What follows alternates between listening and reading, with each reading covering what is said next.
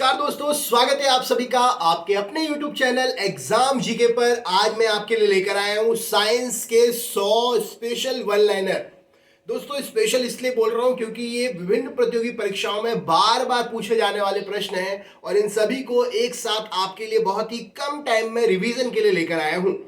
तो अगर आप तैयारी कर रहे हैं एसएससी की, आपका पेपर है रेलवे का या किसी भी वनडे एग्जाम का, तो आप ये वीडियो जरूर देखें, अपने दोस्तों के साथ शेयर करें और कमेंट करके जरूर बताएं कि कैसा लगा वीडियो। तो चलिए शुरू करते हैं। तो आज का पहला प्रश्न आपके सामने ये रहा, बॉटनी शब्द की उत्पत्ति किस भाषा के शब्द से हुई है? तो यह ग्रीक भाषा के शब्द से हुई है। नेक्स्ट क्वेश्चन है, चिकित्सा शास्त्र के विद्यार्थियों को किसकी शपथ दिलाई जाती है? तो हिप्पोक्रेटस के द्वारा लिखी गई किताब की शपथ दिलाई जाती है। पर्यावरण का अध्ययन जीव विज्ञान की किस शाखा के अंतर्गत करते हैं? तो परिस्थितिकी विज्ञान के अंतर्गत पर्यावरण का अध्ययन जो है करते हैं। नाइट्रोजन स्थिरीकरण में लैग हीमोग्लोबिन का क्या काम होता है? तो नाइट्रोजन स्थिरीकरण में लैग हीमोग्लोबिन ऑक्सीजन का अवशोषण करते हैं। मृदा में धान की पैदावार बढ़ाने वाला मुक्त जीवी जीवाणु कौन सा है? तो यह एनाबीना है। जंतुओं में होने वाली फुट और माउथ रोग किसके कारण उत्पन्न होती है? तो फुट एंड माउथ रोग जो है विषाणु के कारण उत्पन्न होती है।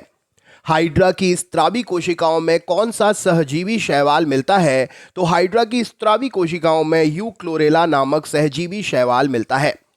डबल रोटी के निर्माण में किस कवक का प्रयोग करते हैं? तो सैकरोमाइसेस का प्रयोग डबल रोटी के निर्माण में करते हैं।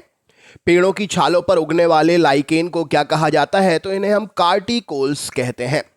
खाली चट्टानों पर उगने वाले लाइकेन क्या कहलाते हैं? तो इन्हें हम सेक्सिकोल्स के नाम से जानते हैं। जापान में लोग किस लाइकेन को सब्जी के रूप में खाते हैं? तो इंडोकार्पन लाइकेन को सब्जी के रूप में खाते हैं। वनस्पति जगत में किसको जल स्थलचर उभयचर कहते हैं? तो जल स्थलचर यानी कि उभय मतलब हर जगह जो उत्पन्न हो सकते हैं वो ब्रायोफाइटा कहलाते हैं। किस वर्ग के पौधों में बीज बनते हैं परंतु बीज नग्न रूप से पौधों पर लगे रहते हैं? तो यह जिम्नोस्पर्म कैटेगरी है। दमा एवं खांसी के रोगों में काम आने वाली औषधि इफेड्रिन किससे प्राप्त होती है? तो यह इफेड्रा से प्राप्त होती है। किस एक की खेती पौधों का प्रतिरोपण करके की जाती है? तो प्याज की खेती पौधों का प्रतिरोपण करके की जाती है। नाशपाती का खाने योग्य भाग कौन सा है? तो गूदेदार पुष्पासन नाशपाती का खाने योग्य भाग है।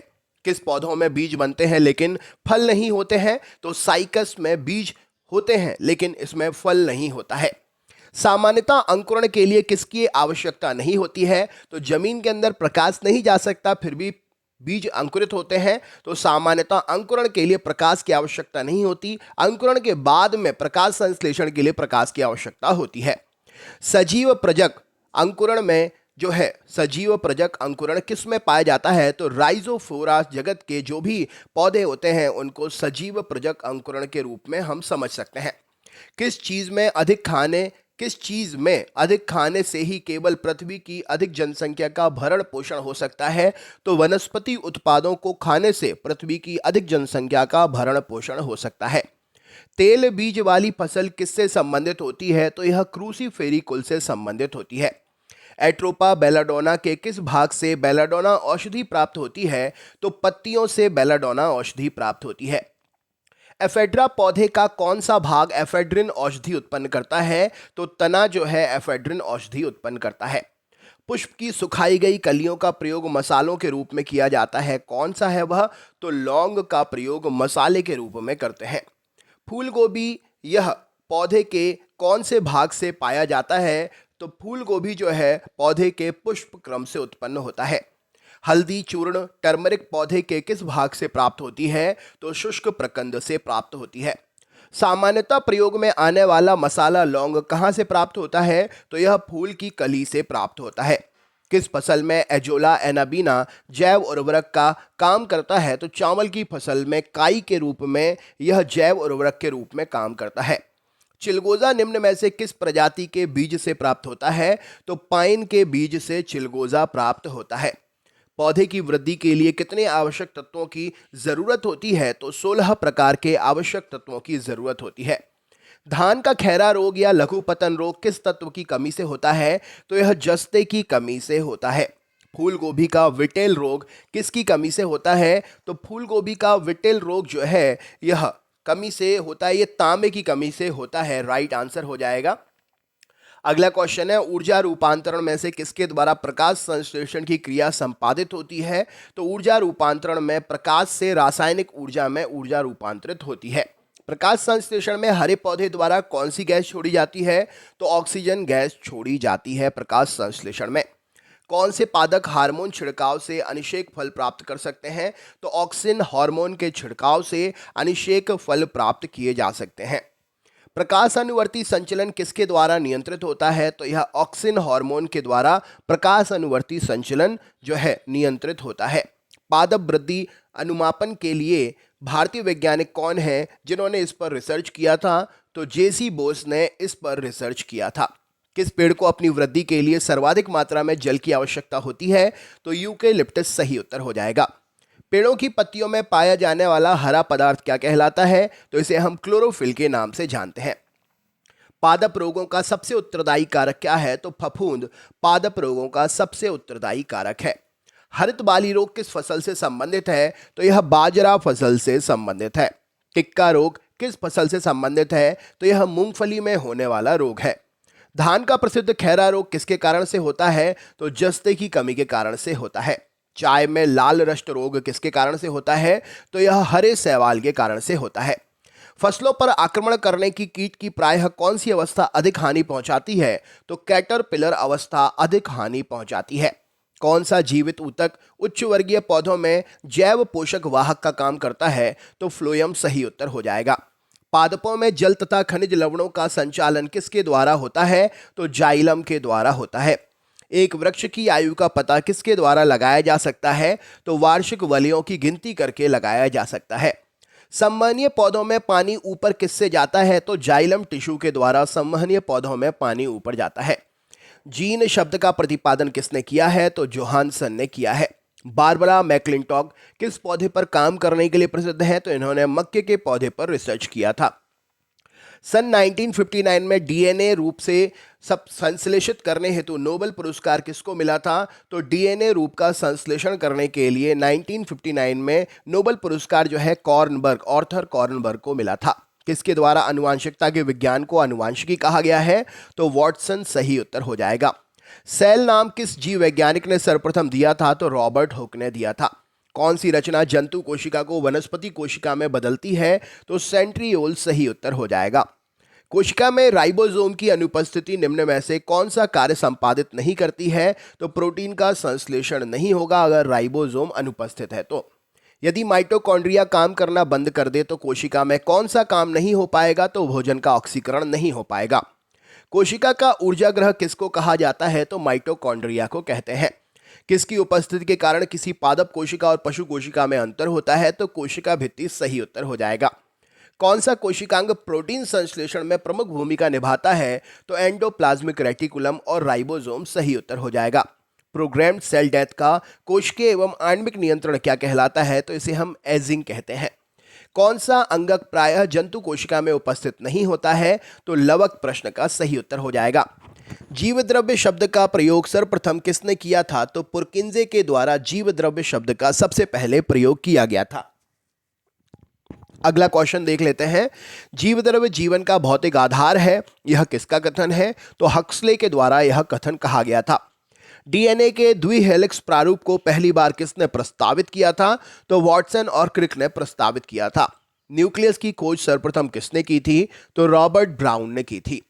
कोशिकीय आणविक जीव विज्ञान केंद्र कहां पर स्थित है? तो हैदराबाद में स्थित है। पारिस्थितिक शब्द का सर्वप्रथम प्रतिपादन करने का श्रेय किसको जाता है? तो रिटर को जाता है। मुख्यतः मैंग्रोव वाले ज्वारीय वन कहाँ पाए जाते हैं? तो सुंदरवन डेल्टा में पाए जाते हैं। यदि संसार के सभी पौधे मर जाएं तो किसकी कमी के कारण जीव जंतु मर जाएंगे? तो ऑक्सीजन सही उत्तर हो जाएगा। खाद्य श्रृंखला से अभिप्राय किसके द्वारा ऊर्जा का अंतरण होता है? तो एक जीव से दूसरे जीव में खाद्य श्रृंखला से ऊर्जा का अंतरण होता है। परिस्थितिक संतुलन बनाए रखने के लिए भारत में वन क्षेत्र कितने अनुपात में होना चाहिए? तो 33.3% सही उत्तर हो जाएगा। अगला क्वेश्चन है, कौन सा कृषि कार्य पर्यावरणीय दृष्टि से उपयुक्त है? तो कार्बनिक कृषि सही उत्तर है। भारत में पारिस्थितिकीय असंतुलन का कौन सा एक प्रमुख कारण है? तो वन उन्मूलन प्रमुख कारण है।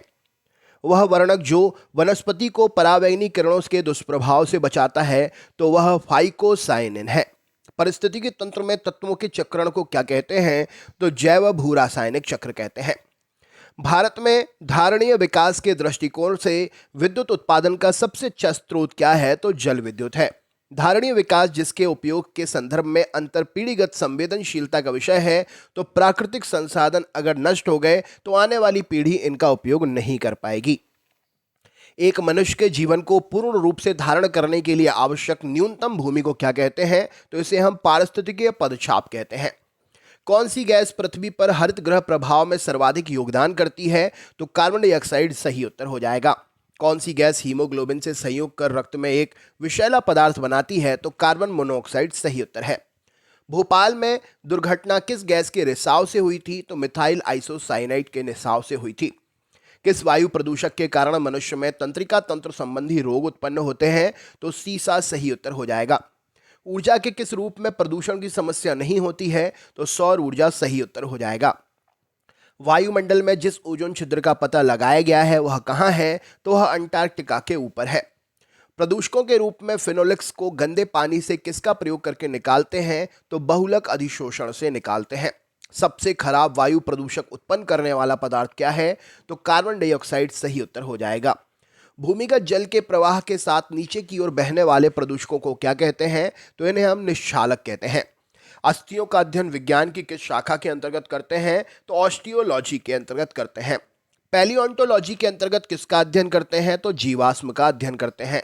विज्ञान की शाखा न्यूरोलॉजी में किसका अध्ययन करते हैं? तो न्यूरोलॉजी में स्नायु तंत्र का अध्ययन करते हैं। टिश्यू कल्चर का अध्ययन किसके लिए उपयोगी है? तो अनुवांशिकी के लिए उपयोगी है। रक्त में एंटीबॉडी एवं एंटीजन के अध्ययन को क्या कहते हैं? तो सीरोलॉजी कहते हैं। परिस्थितिकी विज्ञान इकोलॉजी का किससे संबंध है? तो शरीर संरचना और वातावरण से संबंध है। हरगोविंद खुराना को किस क्षेत्र में प्रतिष्ठित नोबेल पुरस्कार मिला था? तो चिकित्सा विज्ञान के क्षेत्र में नोबेल पुरस्कार मिला था। वह वैज्ञानिक कौन है जिसने पहली बार रुधिर परिसंचरण की व्याख्या की थी? तो विलियम हार्वे ने व्याख्या की थी। हृदय का पहला प्रतिस्थापन किसके द्वारा किया गया था? तो डॉक्टर क्रिश्चियन बर्नार्ड के द्वारा किया गया था। डीएनए की संरचना को सबसे पहले किसने रेखांकित किया था? तो वॉटसन और क्रिक ने रेखांकित किया था। विकास का सिद्धांत किसके द्वारा प्रतिपादित किया गया है? तो डार्विन के द्वारा प्रतिपादित किया गया है।